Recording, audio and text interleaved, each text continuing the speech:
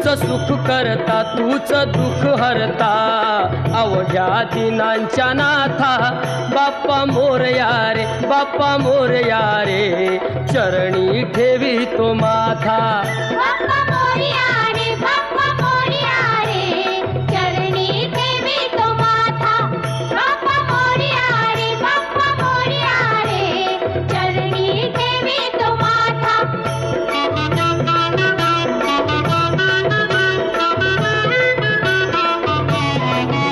पहा झाले पुरे एक वर्ष